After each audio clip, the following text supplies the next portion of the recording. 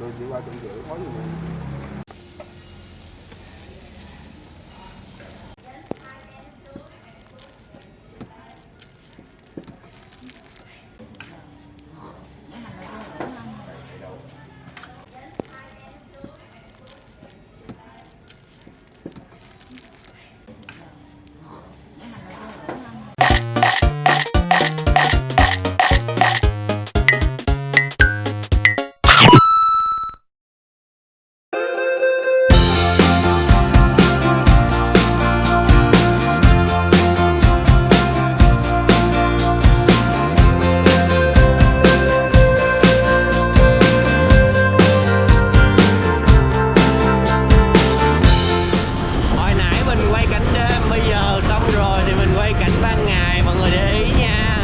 Chân đòn mình quẹo trái rồi mình đi qua cây cầu dừa.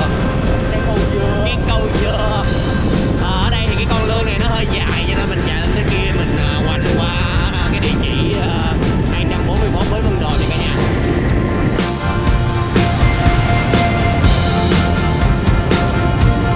Mà chịu khó nha, cái con lươn này nó dài.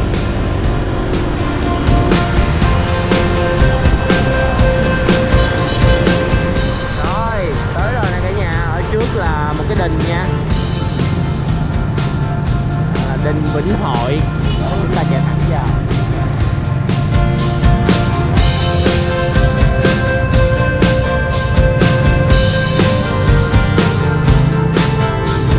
Những món trong hẻm bao giờ cũng rất là thú vị.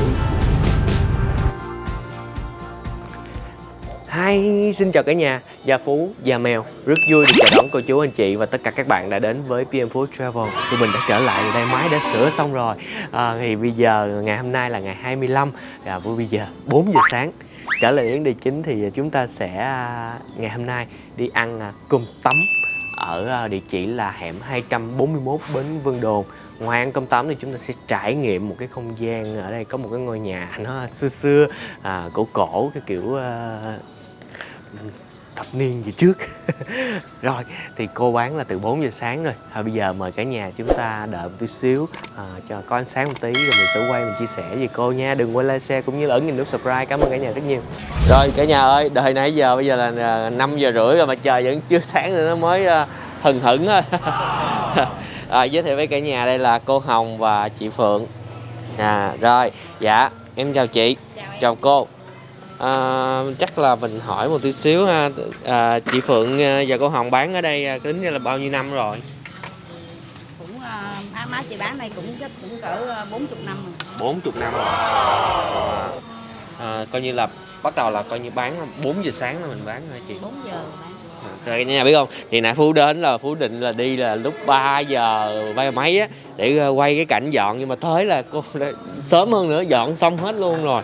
Ơi, nãy giờ rất là đói bụng, bây giờ phải đợi một trời sáng một chút xíu mới ăn được.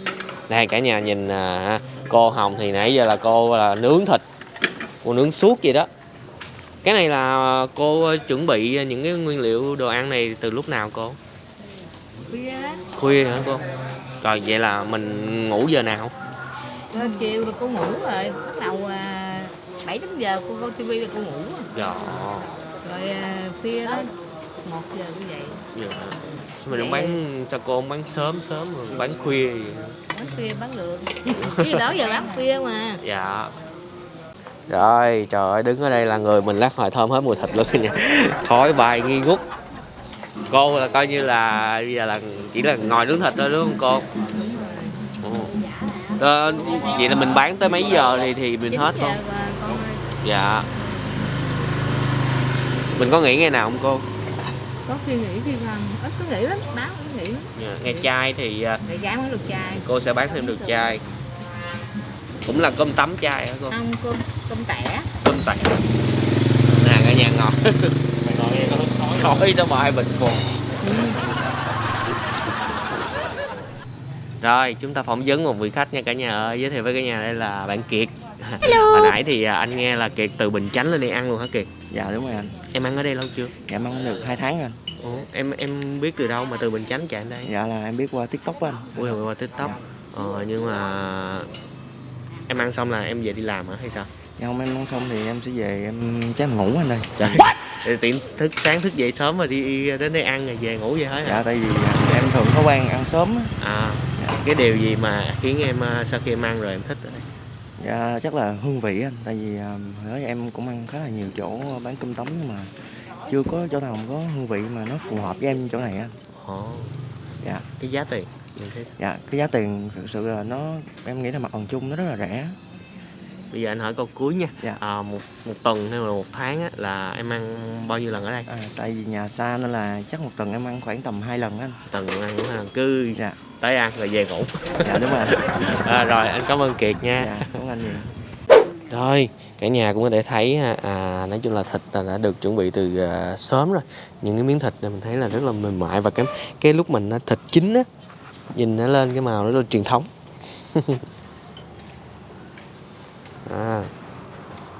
Đó, miếng thịt nó mềm nè, mình coi miếng thịt chín bên đây nè, nhìn chị gấp lên nè. Đó, chị gấp lên.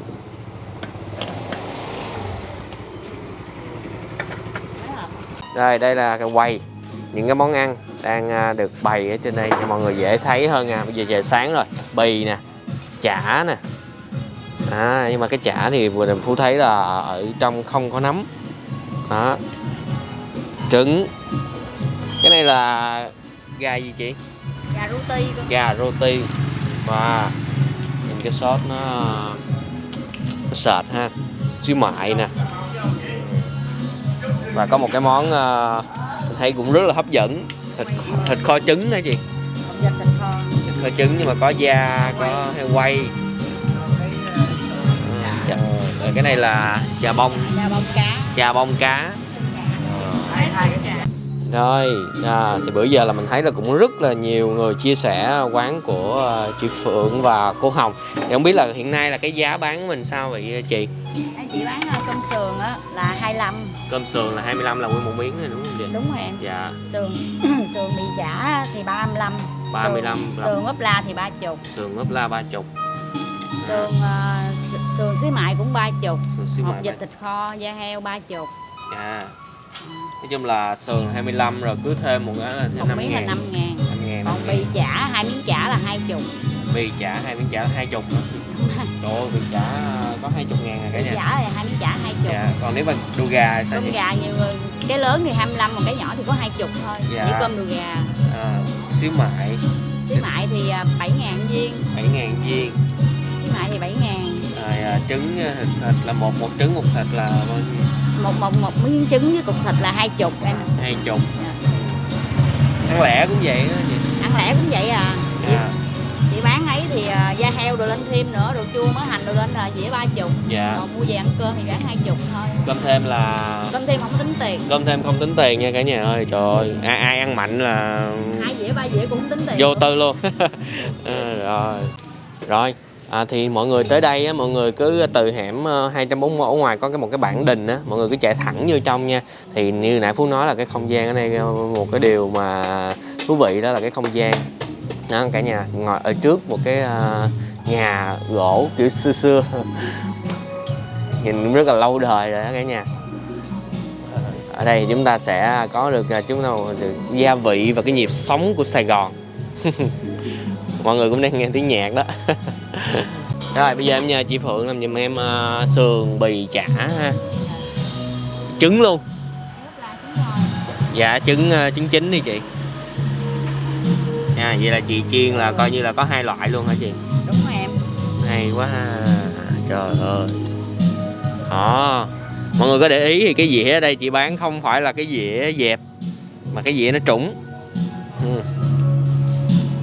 Rồi chua, dưa leo, mỡ hành nữa kìa, trời ơi tóp mỡ. Những cái viên tóp mỡ bự quá trời luôn. Chị từ trước đến giờ thì ở đây là người ta có gọi là cơm tấm gì? Có tên gì không chị? Cơm tấm cô Hồng. Cơm tấm cô Hồng. Dạ. Dĩa này là 40. Em có thêm trứng. Bì chả chứ ốp la 40 ngàn. Không thấy cơm đâu hết. Rồi bạn mèo ăn gì? Điều gà xíu mại ốp la đúng không? Đó, vậy đủ hình luôn. Rồi. Đùi gà hả? Dạ, đùi gà xíu mại ốp la. Gà xíu mại ốp la vậy là bao nhiêu chị? Cái này 35.000. 35.000 cho dĩa này nha cả nhà. Cái này dĩa này của bạn mèo. Cơm tấm này hơi lạc quẻ tí xíu. Kêu để cho mọi người xem mà muốn gì nữa. À.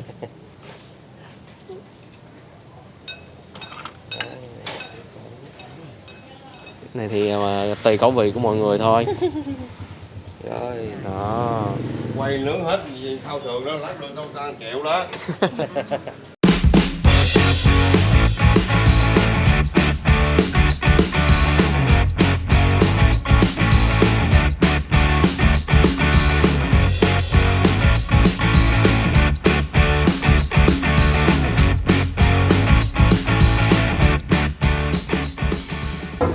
Cuối cùng thì cũng đã đến giờ ăn rồi cả nhà ơi. Nói chung là ngày hôm nay khai máy lại thì cũng có xảy ra một số trục trặc để gây ra ảnh hưởng tới tiến độ quay một tí xíu. Rồi và trước khi ăn thì Phú xin chia sẻ cái số điện thoại của Cơm Tấm Cô Hồng, để lỡ những ai ở xa thì mình gọi trước ngày á, để mất công nhiều khi lên rồi lại không có thì uổng cái công của mọi người.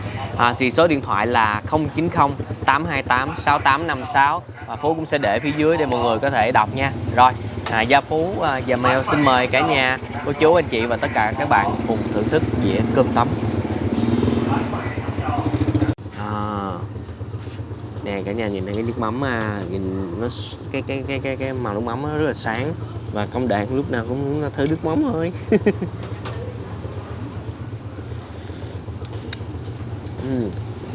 Mắm thơm và cái độ mặn nó không có nhiều, chan vô mới biết được. Mà dĩa cơm trời ơi không có thấy cơm luôn á cả nhà. Đó, miếng sườn cũng bự quá trời nè, trứng nè, chả nè, bi nè, trời ơi. Rồi sợ lát bán đông nên Phú gọi một dĩa cơm thêm đây. Đây là một dĩa cơm thêm rồi cả nhà, đầy đủ tấm mỡ hành, đồ chua, dưa leo. Rồi mình dọn cái mặt bằng tí xíu nha để ăn miếng cơm. Cơm tấm nè, tơi nè, cơm thơm, thơm quá cái mùi gạo, tràn miếng mắm vô.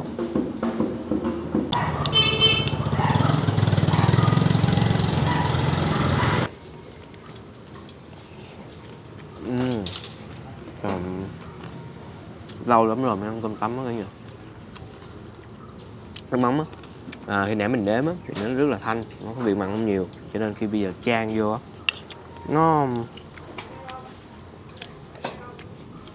nó vừa vị lắm, ăn nó đủ độ mặn ngọt, tuyệt vời. Trứng chứ nha cả nhà.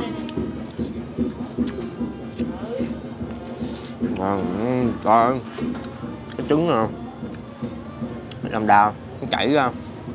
Đây coi như là ở đây có chỉ có trứng ốp la và cái trứng chín luôn nha cả nhà. Đây trứng chả. Trứng chả ở đây thì chị không có bỏ nấm. Phú thấy là có thịt, nhưng mà nãy hỏi chị là chị nói là có tôm khô nữa cả nhà. Nhưng mà mình ngó mình chưa thấy con tôm khô, chắc là chị xay nhuyễn luôn. Khó nhìn lắm á, ăn vô mới biết được. Mời cả nhà.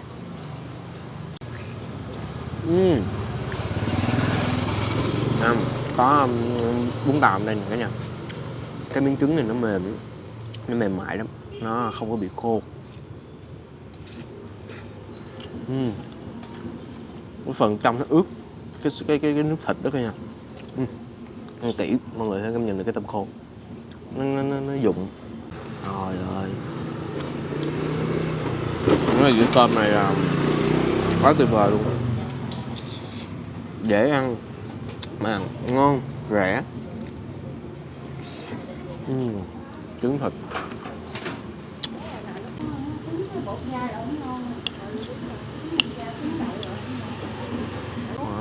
Có tới bì luôn. Rồi đợi chút xíu anh, né cái cửa ra. Bì đây á, cái thính á, bị trộm á, nhưng cũng khá, không có quá ít cũng không quá nhiều. Và cái sợi bì á, nó cũng không có bị khô, nó có độ ẩm, đồ chua nha. Đồ chua á thì chị ướp cũng không có thể dài nữa kìa. Cái vị nó quá chua, nó quá ngọt, nó thanh lắm, ăn nó thanh, giòn.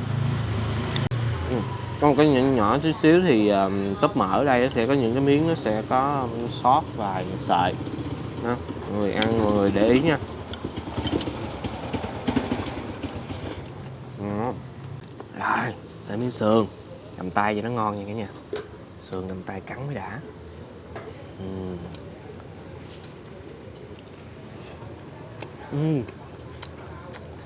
Miếng sườn mọi người thấy không? Có thể nó hơi mỏng, nhưng mà cắn vẫn cảm thấy là cái miếng thịt nó rất là đầy đặn và nó mềm, không có bị khô cái thịt. Chà, cái miếng sườn này cô ướp á, cái vị nó cũng khá là đặc trưng so với nhiều chỗ mà Phú từng ăn á. Cảm giác á, cái phần nó có một ít nước á, khi mình cắn vô á thì cái nước nó thấm, nó thấm ở trên cái đầu lưỡi mình, cái nước sốt thịt đó, nó mặn mặn một chút ngọt, rất là vừa phải luôn. Rồi, thêm miếng cơm nha, cho nước mắm vô luôn nha. Thử miếng cuối nữa nha. Đó. Rau, đồ chua chứ lộn, mỡ, bì.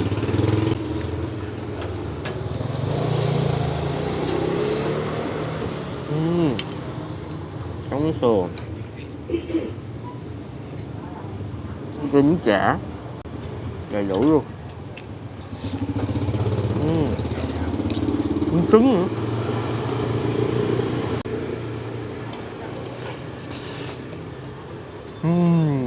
Quá hết lạ.